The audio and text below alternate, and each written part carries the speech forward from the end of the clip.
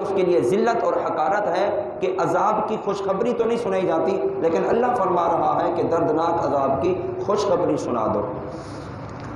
حکیم الامت مفتی احمد یار خان نعیمی رحمۃ اللہ تعالی علیہ اس آیت مبارکہ کے تحت ارشاد فرماتے ہیں،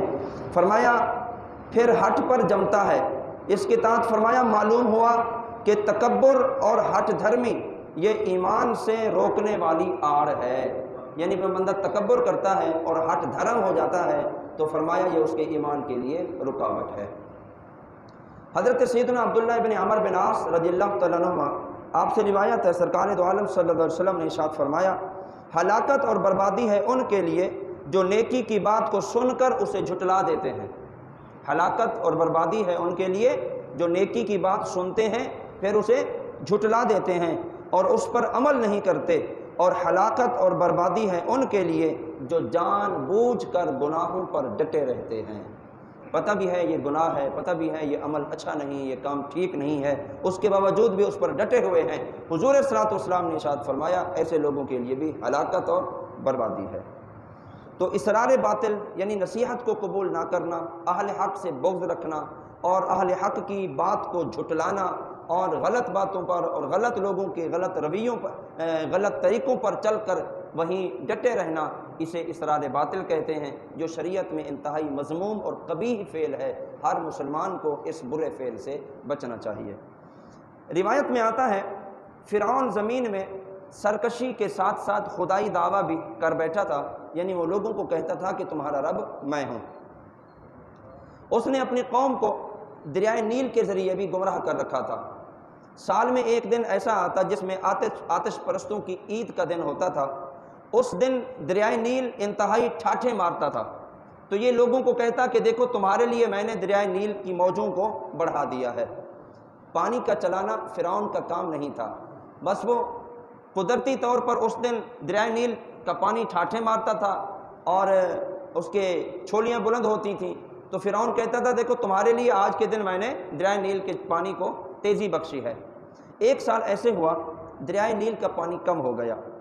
تو اللہ تعالیٰ نے اسے شور مارنے کی اجازت نہیں دی۔ لوگ بھوک سے نڈال ہو گئے، قحط میں مبتلا ہو گئے، کئی دن گزر گئے اسی طرز عمل کو کہ پانی اوپر کی طرف اٹھتا نہیں تھا، آبپاشی نہیں ہوتی تھی، تو لوگ پریشان حال تھے۔ پوری قوم اکٹھی ہو کر فرعون کے پاس پہنچ گئی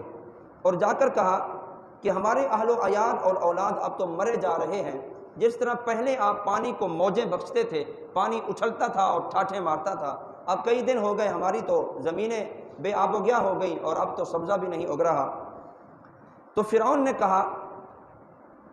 اب ایسا ہی ہوگا کہ دریائے نیل کا پانی جاری ہو جائے گا۔ اس نے اونی لباس لیا اور بالوں سے بنی ہوئی ٹوپی لی اور کچھ راکھ کی تھیلی اس نے لے لی اور مقیاس نامی مشہور و معروف بیران جزیرے کی طرف چل پڑا اور لوگوں کو کہا کہ میرے پیچھے تم میں سے کسی نے نہیں آنا۔ وہ جزیرے میں داخل ہوا تو شاہی لباس اتار دیا، سر پہ جو شاہی تاج تھا اس کو اتار دیا، وہ اونی لباس پہنا اور وہ جو بالوں کی بنی ہوئی ٹوپی تھی وہ اس نے سر پہ پہنی اور راکھ کو زمین پر بکھیر کر اس پر لوٹ پوٹ ہو کر رونے لگا اور اللہ کی بارگاہ میں سجدہ ریز ہو گیا اور اللہ کی بارگاہ میں عرض کی اے بار الہ، تو جانتا ہے کہ میں نے لوگوں کو کس طرح گمراہ کر رکھا ہے اور میں جانتا ہوں کہ حقیقی مالک تو ہے، تو نے ہی اے بار الہ اس دریا کو چلانا ہے، میری لاج رکھ لے، اس دریا کو طغیانی عطا فرما دے۔ تو روایات میں آتا ہے فرعون ابھی یہ کلمات کہہ ہی رہا تھا کہ دریائے نیل کے اندر دوبارہ طغیانی آ گئی اور پھر دریائے نیل آب و تاب کے ساتھ بہنے لگا۔ تو پھر جہاں تک فرعون چلا تھا اسی جگہ سے پانی چلنا شروع ہو گیا، دریائے نیل میں طغیانی آ گئی، فرعون واپس اپنی قوم کی طرف آیا تو قوم کو اس حال میں دیکھا کہ لوگ امن اور سلامتی کے ساتھ خوشحال ہیں، پانی کے بہہ جانے پر وہ خوشحال ہیں اور خوشی کے مارے اپنی آستینیں پانی کے ساتھ بھیگی ہوئی ہیں اور کیچڑ اٹھا اٹھا کر وہ دوسروں پر مار رہے ہیں خوشی کے مارے۔ تو کہا جاتا ہے اس وقت سے لے کر اب تک مصر میں خوشی منانے کا طریقہ یہی ہے کہ کیچڑ اٹھا کر وہ دوسروں کو مارتے ہیں۔ تو یہ اس وقت سے فرعون کے اس کارنامے سے یہ رواج پڑا۔ تو اس واقعے سے کیا سبق ملا؟ فرعون تکبر اور سرکش تھا، اپنے آپ کو خدا کہتا تھا اور لوگوں کو اپنا اس نے گرویدہ بنایا ہوا تھا، رب تعالیٰ کی ذات کی طرف لوگوں کو نہیں جانے دیتا تھا۔ لیکن جب اسے مشکل پیش آئی تو اسے بھی پتہ چل گیا کہ رب میں نہیں ہوں، حقیقی رب کوئی اور ہے، اور وہ جانتا تھا کہ حقیقی رب کون ہے۔ جب فرعون جیسا سرکش آدمی بھی رب کی طرف اس نے رجوع کیا تو اللہ تعالیٰ نے اس کی بھی لاج رکھ لی اور اس کی دعا کو قبول کر لیا ہے۔ تو اصرار باطل، پتہ بھی ہے کہ یہ کام باطل ہے، پھر بھی اس پر ڈٹے رہے۔ فرعون کو پتہ تھا کہ حقیقی رب اللہ ہے، لیکن پھر بھی وہ اس عناد پر، اس اصرار پر، اس باطل کارنامے پر ڈٹا ہوا تھا، اپنے آپ کو رب کہتا تھا اور لوگوں کو اپنے حضور وہ سر بسجود کرتا تھا۔ تو کیا وجہ ہے، کیا سبب ہے بندہ باطل کے اصرار سے پیچھے کیوں نہیں ہٹتا؟ اس کا پہلا سبب تو تکبر ہے۔ تکبر اور غرور جب بندے کے اندر آ جاتا ہے تو پھر اس کو ہر غلط بات وہ کہے تو ٹھیک ہے، اس کی رعایا بھی ٹھیک کہہ دیتی ہے، اور حق بات کو چونکہ اس نے قبول نہیں کرنا، حق بات کو قبول کرے گا تو دین آڑے آئے گا، شریعت آڑے آئے گی، اور اسلام کے کئی اصول آنکھوں کے سامنے آئیں گے، پھر اس پر چلنا پڑے گا۔ اس لیے تکبر کی زد میں آ کر وہ اصرار باطل میں مبتلا ہو جاتا ہے اور حق سے اپنے آپ کو پھیر دیتا ہے۔ اس ضمن میں ایسا شخص کہ جو